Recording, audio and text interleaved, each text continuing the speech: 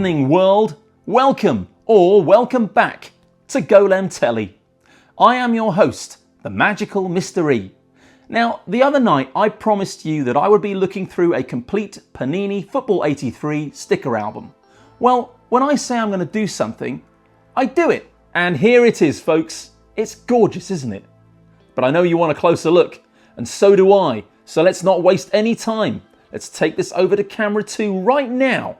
Let's stick it under the retroscope and let's zoom in together. Okie dokie, folks, here we go again. This is it. It's the Panini Football 83 sticker album. And this example is from my own collection, and it's complete and it's in very nice condition, as you will see. Now, on the front cover, you can see Ian Rush there. And this is Tommy Caton. I wasn't sure about that the other night, but I checked it out, and there's only one Manchester City player inside the book who looks like that. It's definitely Tommy Caton. You'll see for yourself a little later on. And at the foot of the cover here, you can see the badges of the Football League, the Professional Footballers Association, the Scottish Football League, and the Scottish Professional Footballers Association. And inside this album, you've got the whole of the First Division, all 22 teams, double page spreads for all of the First Division sides. There are also badges and team pictures for the Second Division teams. And then you've got the Scottish Premier League as well. Now, excitingly, at the back of this album, and I think this was unique to the Football 83 album, there is a brilliant section that covers all the rules of football, at least as they stood in 1983. And each of these rules is depicted by way of a brilliant illustration. Anyway, you'll see what I mean when we get there. But if you did collect this album back in the day, then you'll know exactly what I'm talking about already. And you'll remember it like it was yesterday. Anyway, we'll get there when we get there. In the meantime, let's dive in. So, to kick things off, we've got the table of contents here. Again, the badges of the 4 associations. Here's a list of all the teams in the First Division. Then you've got the Second Division section here, the Scottish League Premier Division, and then finally, the laws of the game. That's the section I was talking about a few moments ago. On the left-hand side, on the inside front cover, you've got a complete fixture list for the First Division and Second Division sides. Obviously, that's for the 1982 to 1983 season. Here's the only spread that doesn't have any stickers on it at all. And it's basically a summary of the 1981-82 season. There you've got the final standings for all 4 league divisions. Liverpool, the champions, Ipswich Town, the runners-up there, Manchester United in 3rd, and poor old Middlesbrough propping up the rest. Moving up from Division 2 to Division 1 in 1982 were Luton Town, Watford and Norwich. Watford, who would go on to have an absolutely immense season, finishing 2nd behind Liverpool in 1983. And at the very bottom of Division 4 in 1982, that was Crewe Alexandra. Celtic were the reigning champions of the Premier Division in Scotland, Aberdeen 2nd, and Rangers coming in 3rd. Adrionians on the way down there. And at the bottom of Division 2, it was Stranraer. As we already know, because we've been talking about this already on Golem Telly, the winners of the World Cup in 1982 were Italy. Aston Villa were the European club champions in 82, and of course that was during a period of enormous success for English clubs in Europe. My team, Forest, winning it twice, and Liverpool winning it 3 times in a 6-year spell of complete English domination in Europe. Footballer of the Year, according to the Football Writers Association, that's Steve Perryman. And the PFA Player of the Year, well, that was Kevin Keegan. And the Manager of the Year, Bob Paisley. And quite right too, they were the champions after all. So the first team here is Arsenal, which makes sense because the book is in alphabetical order. Let's just take a moment to admire the layout of this sticker album. This is simple, but it is classy and it looks fantastic, so much better than what you get today.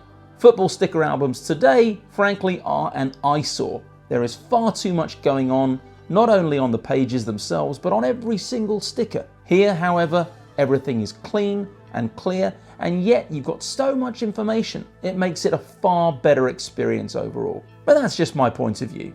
What I will say about this particular edition, the Football 83 album, is that the stickers were quite unusual in as much as each photograph was of the whole player rather than just their head and shoulders. Now, it does mean that you don't get quite as clear an image of their faces, obviously, It is nice to have a clear picture of each player's face, but just for once, I think it looks really brilliant doing it this way.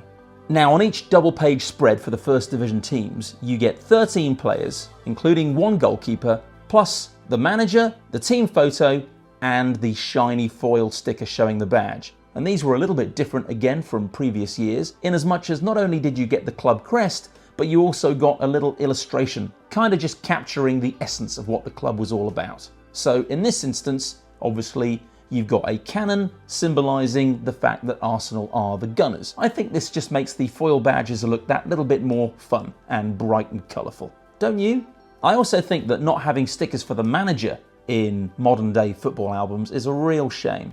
I know that managers come and go a lot more frequently these days than they did back then, but even so, I don't see why they can't have a manager sticker, just for a bit of variety really. Anyway, Arsenal's manager back then was Terry Neal, and who are the stars, the big names of the day for this particular side? Kenny Sansom, of course, David O'Leary, Graham Ricks for sure, Alan Sunderland, Tony Woodcock, and Lee Chapman. I'd argue they were all household names back then. And look at all this information about every single player. So for Kenny Sansom, let's take him as an example. He's a defender, born in London, 5 foot 6 inches tall, weighing 11 stones and 8 pounds.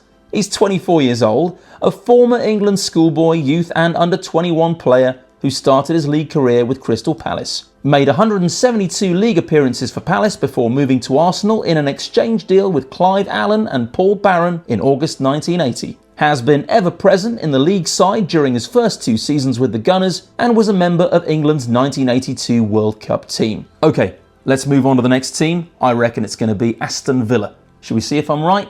Yeah, of course I'm right. You knew it was going to be Villa as well, didn't you? Now, I'm not entirely sure why there's a skull and crossbones here. Maybe somebody better tell me in the comments. It does look quite cool though. Is it something to do with piracy, the villains? Possibly. Anyway, it looks cool, and that's all that matters. How much do you know about the reigning European champions then? Well, you know that they play in claret and blue, claret shirts with light blue sleeves and white shorts with blue stockings. But did you know that their record attendance was 76,588 against Derby County in the FA Cup 6th round, March the 2nd, 1946? Did you know that? I didn't. And they were founded in 1888. And they were an original member of the Football League. I guess the most famous Aston Villa player at the time would have been this chap here, Peter With, a forward born in Liverpool, 6'2", 12 stone, 31 years old.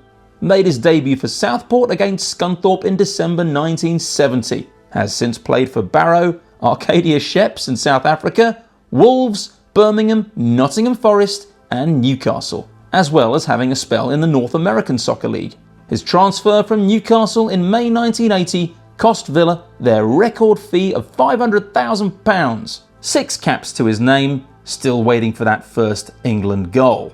Now, Birmingham City were a top-flight side back then. They've been up and down ever since, but at the moment it's 3rd division, I think, or 3rd tier, I should say, for Birmingham City. A relatively uninspired illustration for the foil badge here, just a woolly hat and a scarf. I do like the Birmingham City crest though. I'm not entirely sure why they have a globe and a football together, suggesting their international renown, I guess, but anyway, it looks cool and it's distinctive, so good for them. Ron Saunders, the manager at the time. Few people in the game today have more experience than Ron Saunders, having played for Everton, Tunbridge, Gillingham, Portsmouth, Watford and Charlton Athletic, and been manager at Yeovil, Oxford, Norwich, Manchester City and Aston Villa before he moved to St Andrews in March 1982 after his sudden resignation from Villa. He had taken them to the League Championship in 1981 but left the club after contract negotiations broke down.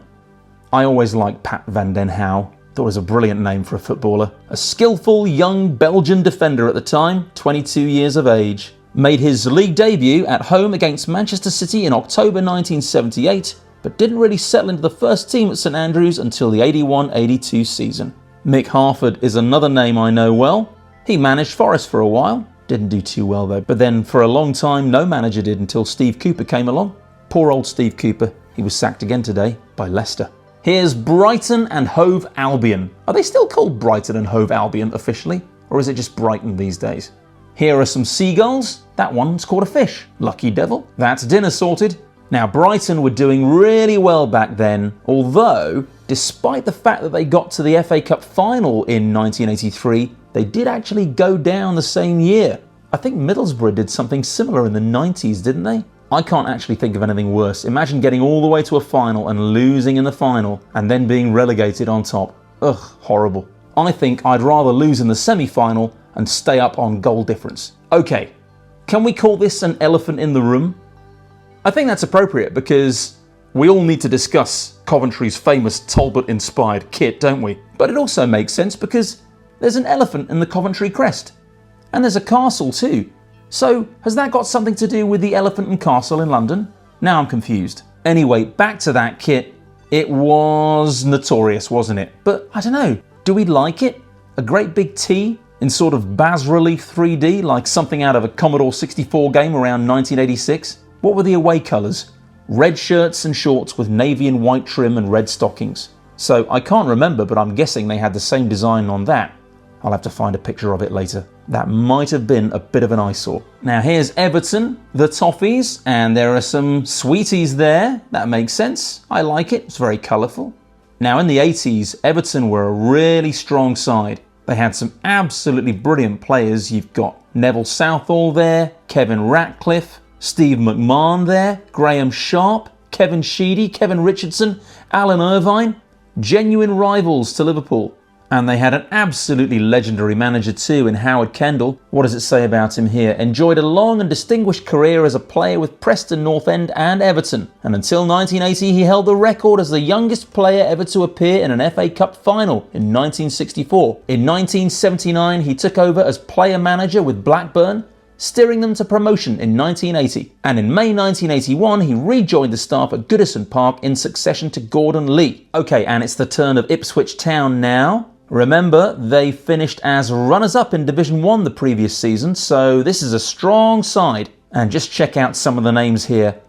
George Burley, Terry Butcher, Mick Mills, Russell Osman, John Walk, Franz Tyson, Paul Mariner, and Alan Brazil, to name just a few. No wonder they were doing so well. They got a good result earlier today, drew 1-1 with Manchester United. Do you reckon they'll stay up this year? They might just do it. The mighty Liverpool. And it's a wonder you can fit all their honours in this section here, but let's just take a look. Formed in 1892, elected to Division 2 in 1893, and then up to Division 1 by 1894, so they didn't waste any time, did they? And by 1982, they had won the First Division a record 13 times. And that's in addition to their FA Cup triumphs in 1965 and 1974, and European Cup glory in 1977, 1978 and 1981. And there was plenty more still to come. Bob Paisley there, easily the most successful post-war British manager. Bob Paisley is a former Liverpool player who had the daunting task of taking over from Bill Shankly in 1974 and has done quite brilliantly since. He's been voted Manager of the Year more times than anybody else. And just look at this brilliant team that he assembled. Bruce Grobbelaar, Phil Neal, Mark Lawrenson, Alan Kennedy, Phil Thompson. I mean, I have to name them all, don't I? Alan Hansen, Ronnie Whelan, Craig Johnston, Graham Souness, David Hodgson, Ian Rush, Sammy Lee, and last but by no means least, Kenny Dalglish. And if that wasn't enough, they had a super cool kit as well with a brilliant sponsor, Crown Paints. Classy. And here's Luton Town. There's David Pleat, my mum's old friend David Pleat. You see, he started his career there at Nottingham Forest, and that's where he met my mum when they were both living in Nottingham in the 1950s. He joined Luton in the 60s and he played on the wing for 3 seasons before a back injury finished his career. But he went on to have a fantastic career, not only as a manager but as a pundit too. So he did okay, and he's still doing okay, I'm pleased to say. 1 or 2 proper Luton legends there. Raddy Antich, Ricky Hill. It was a great side with Bedford trucks on the front. Love it. So a very, very different kind of Manchester City from the one we're used to seeing on our TV screens today. I guess back then they were just an ordinary top-flight football club. They're kind of something else nowadays, aren't they? There's Asa Hartford. There was a classic Coleman ball, wasn't there, about Asa Hartford? He was born with a hole in the heart, I believe. And of course, it could only be David Coleman who, when commentating on a match, described Asa Hartford as a wholehearted player. There's cover star Tommy Caton. born in Liverpool. Manchester United, Ron Atkinson in a very dapper looking suit with white shoes, I do believe. They are the Red Devils, of course, and there is a Red Devil, a little cartoon of a Red Devil threatening to puncture a football with his trident. That's not very sporting. So Manchester United were still a few years away from becoming the unbelievably dominant force that they would be in the 1990s under Alex Ferguson, but they were still a very successful club. FA Cup winners in 1909, 1948, 63 and 77, and of course European Cup winners in 1968, and they were the Division 1 champions already 7 times in their history by that point, although it had been a good 15 years or so since their previous triumph in 1967. But hang in there, United fans, your time will come. A lot of great players here though. Ray Wilkins, Brian Robson, Arnold Muren, Norman Whiteside there, Steve Coppell, Frank Stapleton. Legends. I like the look of this Norwich City double-page spread. I think that some teams, just because of the colour of their kit, deserve to be in the top flight every year. And I can't really think of any other sides that play in yellow shirts and green shorts. Makes a very nice change from all the reds and blues, doesn't it? There's star player Martin O'Neill. He'd already tasted European Cup glory with Nottingham Forest, but moved to Norwich in 1981. But he kind of went back and forth a little bit, because he left Norwich when they got relegated at the end of the 1981 season, and he moved to Manchester City. But then he came back to Norwich in 1982 for £100,000 less than Manchester City had paid for him just a few months earlier. That's pretty good business for Norwich City. Okay, here's the moment you've all been waiting for. Well, I have anyway. It's Nottingham Forest. And there's Brian Clough, of course. I like this picture of a forest here. Very colourful, lots of green leaves on the trees. But let's face it, nothing could compare to that awesome logo, symbolising, of course, Sherwood Forest and the River Trent in one simple, elegant design that looks even better with 2 stars above it. Hans van Brooklyn in goal at that time. Peter Shilton had already left to go and join Southampton. And this was at a time when the side was being rebuilt, really, after its European Cup triumphs in 1979 and 1980. But there were still a few of the familiar faces there. Gary Birtles, John Robertson, Viv Anderson, of course. Now, Forest's neighbours, Notts County, were also a top-flight side back then. And they were also, and still are in fact, the oldest Football League club in the world. There you go. Year formed 1862. Oldest club in the league. I always thought John Chidozie was a cool name. Born in Nigeria, aged 22, served his football apprenticeship with Orient, and made his league debut against Millwall while still aged 16 in March 1977. Turned professional on his 17th birthday the following month and went on to make 145 league appearances for Orient before Notts County paid their record fee of £600,000 for him in August 1981. There's the Southampton side. I did like that kit. Just one stripe. I mean, what's the point in overdoing things, right? So you play in red and white stripes. How many stripes do you need? One's enough. Southampton's nickname is, of course, the Saints, and there are some Saints with little halos around their heads. They seem to be having a nice time. The legendary Peter Shilton between the sticks, and the equally legendary Laurie McMenemy as the manager back then. Mark Wright there, who would go on to play a very important role for England in the World Cup in 1990. Do you remember? There's World Cup winner Alan Ball. So not a bad side there. I guess Kevin Keegan must have left the club by that point, but he was definitely there the year before because he's got a sticker in the Panini Football 82 album. Stoke City there. I like this page, but Mark Chamberlain kind of stands out a bit, doesn't he? Because his photograph's a bit different from everybody else's, isn't it? And he's wearing a kit with no sponsor, so, oh well, not the end of the world. Stoke are the Potters, of course, from the Potteries, and there are some Pots. Mickey Thomas there, great player. And Sammy McIlroy. Sunderland also trying something new with the red and white stripes. I don't think this is quite as successful as what Southampton did. The Rokerites. Up the Rokerites. Oh look, there's Ali McCoist. God, he was only 20 years old then. Sunderland paid a club record fee of just under £400,000 for this Scottish striker in the summer of 1981, and Ali was just a few weeks short of his 19th birthday when he made his English League debut, coming on as a substitute against Ipswich in the opening game of the 81-82 season. He'd previously been with St Johnstone, where he had made his debut against Wraith Rovers in April 1979 and had been their top league scorer with 22 goals in 1980-81. And another club here, Swansea City. Couple of swans. Okay, job done. I like the way the photographer has got them all holding the ball in a very uncomfortable position right in front of their belly buttons. Looks like they're all pregnant.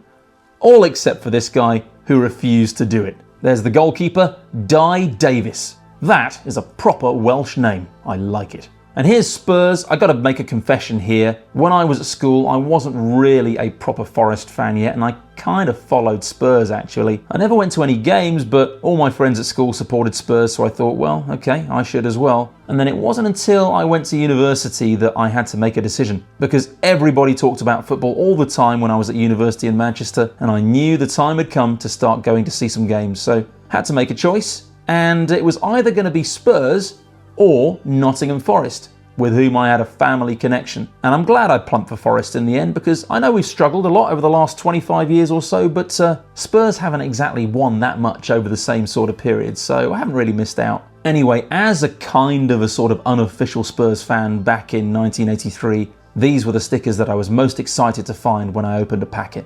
I like the fact that most of the players here appear to have had their photographs taken in a car park or a deserted office or something. It makes them stand out from the rest of the teams in the book, but also it means that the Keith Birkinshaw, Tony Galvin and Glenn Hoddle stickers stand out from the rest, especially this one, which is really cool. Glenn Hoddle with his flowing locks there. They really did have a great team though. Ray Clements there, Chris Hughton, Steve Perryman and Glenn Hoddle of course, Steve Archibald, Garth Crooks. But where's Ozzy Ardiles? Must have left by that point, I suppose. Poor old Ricky Villa, putting on a brave face. And there's Watford enjoying hitherto undreamed of success, finishing second in the league this year. Proud Graham Taylor.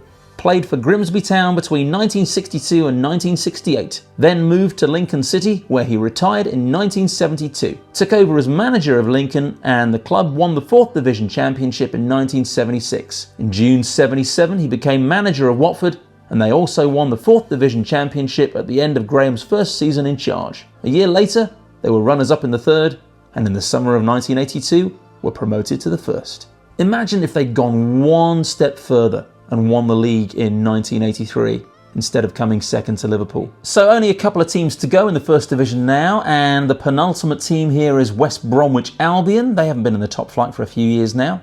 Brendan Batson, what a legend. A former member of the England B squad who made his league debut for Arsenal against Newcastle in March 1972, but could not command a regular first-team place at Highbury and so moved to Cambridge in January 1974. He won a 4th Division Championship medal there in 1977, and his former boss at Cambridge, Ron Atkinson, brought him to the Hawthorns for a mere £30,000 in February 1978.